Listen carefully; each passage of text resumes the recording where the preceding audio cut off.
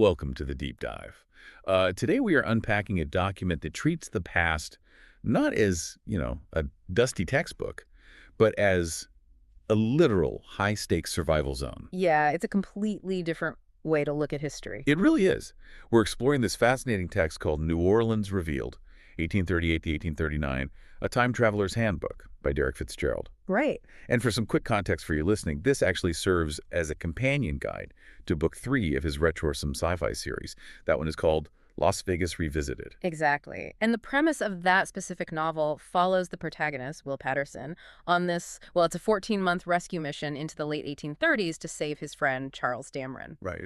But what Fitzgerald has achieved with this companion handbook is just incredibly unique. I mean, he has written a highly practical, totally unsentimental travel guide for a modern person, dropping directly into the antebellum South. It's wild. It forces you to confront the sheer terrifying logistics of surviving in a world that is fundamentally alien to the 21st century mind. It really does. It places you, the reader, right in the middle of the humid, disease-ridden reality. It demands that you plan for everything, from your digital footprint to your physical safety. And that is exactly the mission of our discussion today. We are going to examine what it would take for you to actually survive and thrive in 1830s New Orleans. Because treating the 1830s as a literal travel destination strips away all that usual romanticism we often see applied to the era. Oh, completely. We're looking at a city of shocking, jagged contrasts. I mean, you have these magnificent architectural marvels and strict high society etiquette layered right on top of brutal inhumanity and raw, unregulated danger. It's a massive culture shock waiting to happen. Okay, let's unpack this, because we need to start with the very first hurdle, right? Sure. How do you physically arrive in 1830s New Orleans without causing an immediate panic? Yeah, that's step one. Because in a previous book in the series, characters travel to 1930s Las Vegas and they just, materialize out in the empty desert. But the geography of New Orleans presents a massive logistical nightmare for a temporal traveler. Oh, it's totally different. The city is entirely surrounded by low-lying swamps and treacherous wetlands. You don't have the luxury of vast, empty terrain to hide your arrival. Right, you can't just pop into a swamp. No, the protocol outlined in the handbook dictates that you must arrive directly within the bustling city limits. Which is terrifying. It is. Specifically, you have to target a dark, unlit alley or an empty side street. And to do this without being seen, the arrival zone has to be pre-verified by multiple drone fly-throughs launched from the present day. Wow. Yeah, you have to be absolutely certain there are no pedestrians walking by at that exact second. And you also have to carry a synchronized timer, right? One that matches the exact moment your return loop comes around to bring you home. Right, you miss that, you're stuck. But beyond the arrival itself, the technology paradox you face on day one is just wild. The handbook advises you to bring your tablet or smartphone loaded with digitized PDFs of historical newspapers. Which makes sense for survival. Right. You need copies of the True American and the Orleans Bee to help navigate the city, check shipping manifests, and track local news. But you are stepping into a world where electricity simply does not exist. That paradox requires meticulous planning. I mean, the traveler is instructed to pack high-capacity solar chargers. Essential. But crucially, when you go to book your lodging in the 1830s, you must secure a room where the window gets direct, sustained sunlight. Oh, because if you end up in a shaded room. Exactly. If you're facing a brick wall, your devices eventually die, and you lose your map, your historical data, basically your primary survival tool. And the paranoia of keeping that technology hidden sounds absolutely exhausting. I mean, you can never pull out a smartphone in public. Never. The text notes that taking a photograph on a street corner could easily result in you being accused of sorcery. Or at the very least, you'd become an immediate target for a targeted theft. Yeah, people see a growing rectangle, they're going to want it. And you even have to hide your modern toiletries. That's a detail most people wouldn't think about. Right. If an 1830s hotel maid comes into your room and finds a neon plastic bottle of shampoo or a modern stick of deodorant, it raises questions that a traveler simply cannot answer. Minimizing your anachronistic footprint extends directly to your clothing and behavior, too. The handbook notes you can probably survive your first day wearing a high-end, 21st century theatrical costume just to blend in from a distance. Just to get by. Yeah, but you must visit an authentic 1830s tailor almost immediately upon arrival. Because the fabrics are wrong. Exactly. The modern manufacturing of fabrics, the machine stitching, the precise fit all of those subtle details will eventually give you away to a discerning local eye. And then once you are properly dressed, you have to master the etiquette, which is incredibly rigid. Oh, it's a minefield. The rules for paying a simple visit to someone's home are heavily choreographed. The handbook outlines that morning visits are considered friendly and casual, while afternoon visits are strictly formal affairs. And heaven forbid you overstay. Right. If you are paying a ceremonial visit, you must never stay longer than 15 minutes. You don't just sit down either. You wait to be invited to sit. It's all about a very specific hierarchy. Yeah, and you must offer the best seats in the room to elders. And this one got me. If another guest arrives while you were there, etiquette dictates that you excuse yourself immediately. Society in this era is deeply preoccupied with rank, appearance, and propriety. The rules act as a barrier to keep outsiders at bay. For sure. But the moment you step out of a highly refined parlor and onto the dirt streets of the city, the extreme dualities of antebellum New Orleans become impossible to ignore. Yeah, let's look at the upper echelon of that duality first, the grand hotels. Because the guide highlights two massive establishments, the St. Charles Hotel and the Veranda Hotel. They were basically the center of the universe for visitors. Yeah, the St. Charles is described as this architectural titan that cost roughly $600,000 to build, which was an astronomical sum for 1838. It was massive. The St. Charles featured a magnificent 185-foot dome and towering Corinthian columns. It was constructed by Anglo-American investors specifically to establish dominance and prestige in the American sector of the city. Dominance is the right word. And, more impressively for the time, it boasted 14 private bathing rooms with running water. Which was an absolute luxury for travelers used to basin baths. Mhm. But, okay, the story behind its rival, the Veranda Hotel, is a perfect slice of historical pettiness. It really is. The backers of the St. Charles were holding this lavish celebration, and the toast began to escalate into a heated nationalistic argument between the investors. People had a lot of civic pride and a lot to drink. Yeah.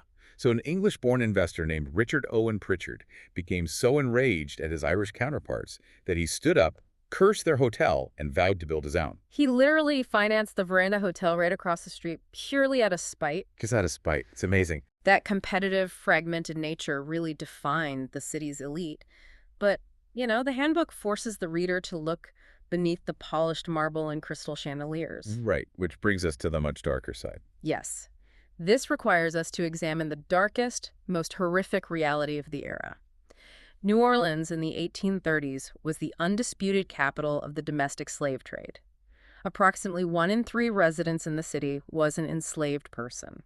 The guide does not shy away from this at all.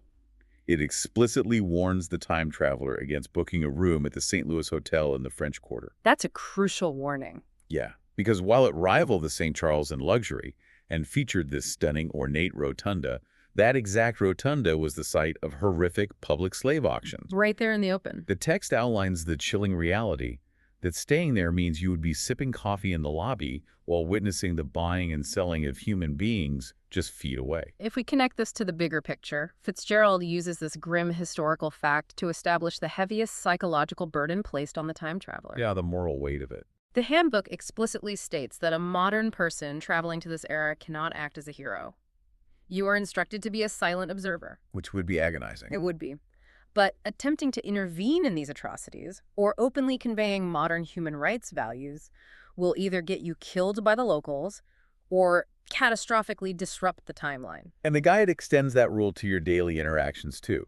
If you are staying in one of these grand hotels, your interactions with the enslaved household staff must be brief and strictly polite. You can't be overtly friendly. No. If you attempt to act with modern friendliness, treating them as equals, engaging in casual conversation, or offering them a seat, you put them in immense danger. That's the tragic irony of it. Because an overseer or hotel manager witnessing that interaction might assume the enslaved person is being insubordinate.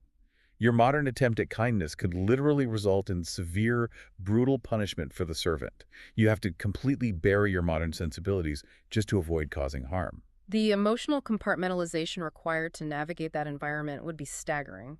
I can't even imagine. You are hyper-aware of your surroundings, constantly monitoring your words, your technology, and your reactions. And that constant state of high alert is equally necessary for your physical survival, because the biological landscape of the 1830s is a minefield. Surviving the environment itself is a massive undertaking. Just getting there hurts you. The text mentions temporal sickness, a form of extreme motion sickness brought on by the time travel process. Right. It causes severe nausea and dizziness. Yeah, but you can treat that easily enough with modern medications like diamond hydronate. The real problem is once you step outside. Exactly. Temporal sickness is nothing compared to the microscopic threats waiting for you in the water in the air. The environmental and sanitary conditions of the 1830s were lethal by modern standards. The handbook's rules are uncompromising. A traveler must pack broad-spectrum antibiotics, heavy, deep-based insect repellent, and robust water purification tools. Because the subtropical climate supported a massive mosquito population. Right, making malaria and yellow fever rampant everyday threats, and cholera and dysentery were everywhere. Which is why the guide has a golden rule. Yeah. Never, ever drink the local water unboiled. Never. But perhaps the most terrifying warning in the entire handbook is to avoid 1830s doctors at all costs. Oh, absolutely. Yeah. The medical consensus of the time was rudimentary and often highly destructive. Doctors relied heavily on the concept of purging the body to balance humors. Balance the humors. It sounds like medieval witchcraft. It essentially was. If you contracted dysentery, a physician in 1838 might prescribe drinking turpentine to cleanse your system. Drinking turpentine, paint thinner. Yes. These treatments merely accelerated dehydration and organ damage, making the cures far deadlier than the diseases themselves. You are essentially forced to act as your own physician. So you're purifying your own water, avoiding doctors, and hiding your iPad. But you also have to pay for your lodging and food. This brings us to the economic reality of the era, specifically the Panic of 1837. Which is a huge barrier for a time traveler. Yeah, because you can't simply bring modern currency back with you. The Panic of 1837 was a severe economic depression that decimated the banking system. Paper money in the 1830s was not issued by a central Federal Reserve. It was issued by individual local banks. So it was basically monopoly money depending on where you were. Pretty much. Because of the financial crash, hundreds of these banks were failing overnight. A banknote that held value in New York might be completely worthless the moment you stepped off a boat in New Orleans. The financial instability made carrying paper money incredibly dangerous. The handbook mentions that bringing unmarked gold ingots to barter is one workaround. But the characters in the novel, Will and Charles, they utilize a brilliant loophole to generate safe local currency. It's a great hack. It really is. They used those downloaded PDFs of the True American newspaper we talked about earlier. They used their tablets to look up the historical lottery results, find out exactly which tickets won, and then wait until the day before the draw to make their purchase. They visit Bishop's Hotel and purchase ticket Class 64. Class 64. Right. Because they already have the historical record, they hit all 12 numbers perfectly. They walk away with a massive payout of $9,900. Which in 1838 is life-changing. It's a staggering amount of universally accepted local currency. It provides them with legitimate, untraceable funds without the logistical nightmare of hauling heavy gold or gambling on failing bank paper. And having that kind of money allows a traveler to isolate themselves from some of the era's dangers, particularly when it comes to sustenance. Which you need to be very careful about. Yeah, the guide is very clear that you should avoid eating at local restaurants whenever possible. The hygiene standards in commercial kitchens were atrocious, making foodborne illness a constant threat. So what do you eat? Well, the strategy is to survive on dried and cured meats, hard cheeses, and bottled alcohol items that won't spoil easily and are protected from contamination. That reliance on bottled alcohol is fascinating. Alcohol consumption in the 1830s was integrated into daily survival largely because the water was so dangerous. Right. The statistical reality provided in the text is quite jarring. In 1830, the average American consumed 7.1 gallons of absolute alcohol a year. That is insane. To put that in perspective, the modern average hovers around 2.3 gallons. Yeah, it was a totally different drinking culture. 7.1 gallons. The handbook points out that people frequently started drinking at breakfast. Just to stay hydrated without getting cholera. Exactly. To navigate this safely, the guide recommends using your lottery winnings to stick to high-quality sealed imports. You drink French claret, Madeira wines from Portugal, or Vassar Brewery Double Ale from New York. And you only consume beverages where the seal is intact. Right, ensuring the contents haven't been watered down with contaminated local water by a shady bartender. And alcohol was not just a substitute for water, it was the lifeblood of the city's entertainment districts. A temporal visitor with thousands of dollars in lottery winnings would find a city deeply divided in its leisure activities. Yeah, if you were looking for high culture, the guide suggests visiting the St. Charles Theater.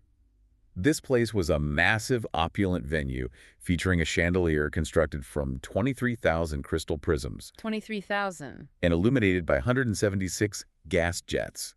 It hosted grand operas and elaborate melodramas. Though there is a catch. Right. The handbook does include a warning for the time traveler to ensure they leave before March 1842, because that is when the entire theater tragically burned to the ground. Good to know. Yeah. Or you could spend your evenings attending lavish masquerade balls at the Washington Ballroom. Those venues represent the carefully curated, polished veneer of the city, but the handbook also maps out the absolute opposite end of the spectrum, exposing the gritty, unregulated underbelly of New Orleans. Here's where it gets really interesting. If you want to witness the raw chaos of the era, the guide points you toward Gallatin Street. Gallatin Street is documented as one of the most infamous, violent drinking districts in United States history. It easily rivaled the notorious Five Points in New York City. It sounds like an absolute nightmare. Yeah. It was rough. The handbook details the operations of establishments known as barrel houses. These were not taverns. They were long, narrow, squalid rooms where patrons paid 5 cents to drink straight from a communal spigot attached to a barrel of liquor. 5 cents for communal spigot. Oh. But the danger in these barrel houses wasn't just the clientele, it was the alcohol itself. Right. Without any modern health regulations or oversight, owners maximized profits by stretching their liquor. They would color cheap whiskey with chewing tobacco, or incredibly, add actual sulfuric acid to give the drink a burning kick. Sulfuric acid, it's just poison. Literal poison. And if you survived the acid, bartenders were known to frequently slip knockout drops into the drinks. Once a patron lost consciousness, they were dragged into the muddy alleyway and robbed of everything they had. It was an environment of pure, brutal survival. The text describes daytime activities on Gallatin Street that highlight the casual cruelty of the era, such as organized public dogfighting. It's happening out in the open. Yes. It also delves into the tragic reality of the dance houses, which operated as unregulated brothels. The exploitation in these venues was so severe and the living conditions so harsh that the average lifespan of a sex worker on Gallatin Street was a mere 4 years. God, it is a staggering level of human misery. The public intoxication, the violence, the sensory nightmare of the streets, it would completely overwhelm a modern visitor. Without a doubt. Which brings us to the final and perhaps most difficult section of the handbook, the psychological toll of the journey. What happens when the culture shock sets in, the adrenaline fades, and you are left completely alone in a foreign century? The guide approaches the human element with the same clinical detachment as the medical advice. It is very firm on the concept of emotional distancing. A time traveler is highly advised against forming any deep romantic bonds with the locals. The reasoning is heartbreaking but logical. The cultural gap between a 21st century mind and an 1830s resident is simply insurmountable. They are essentially aliens to us. Yeah, your fundamental views on human rights, on basic hygiene, on gender roles and equality, everything is completely misaligned. You'd have nothing in common on a moral level. And the guide warns that pursuing a relationship not only risks immense emotional pain, but it risks altering that local person's historical life path, creating unpredictable ripples in the timeline. Which compromises the whole mission. Right. So to handle the crushing isolation, the guide advises you to retreat to your sunlit hotel room and rely heavily on the movies and music you downloaded onto your tablet.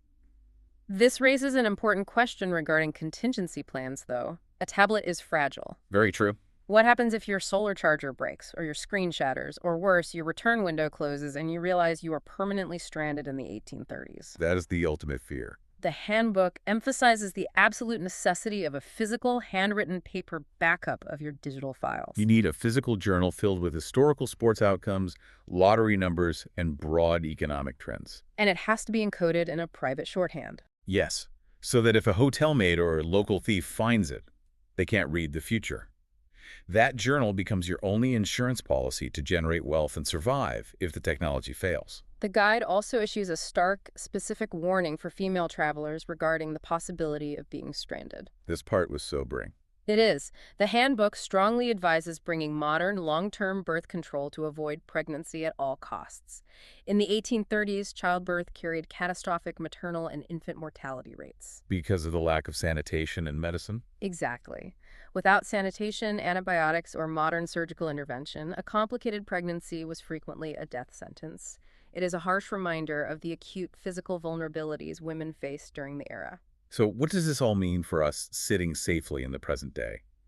When you absorb everything in Derek Fitzgerald's Time Traveler's Handbook, you realize it uses a brilliant sci-fi premise to deliver a profoundly unflinching history lesson. It really is a brilliant framing device. It completely dismantles the romanticized illusion of the antebellum South and shows you the grit, the disease, and the moral horrors. It makes you deeply appreciate the invisible safety nets we take completely for granted today. Modern medicine, clean drinking water, and fundamental human rights. We are so insulated now. We are. Surviving the past didn't just require a convincing costume. It required immense physical resilience, intense emotional compartmentalization, and unending caution. It forces a massive shift in perspective regarding our own fragility, and it leaves the reader with a fascinating hypothetical to mull over. Yeah, what is that? Well, if you were suddenly dropped into the 1830s tomorrow and all your modern gadgets failed on day one and you lost your encoded journal, what is the one specific piece of historical or scientific knowledge you currently have committed to memory that you could actually use to survive or build a life? That is an incredible question to leave you with. Think about it. Thank you for joining us on this intense journey into the realities of the 1830s. We will catch you on the next deep dive.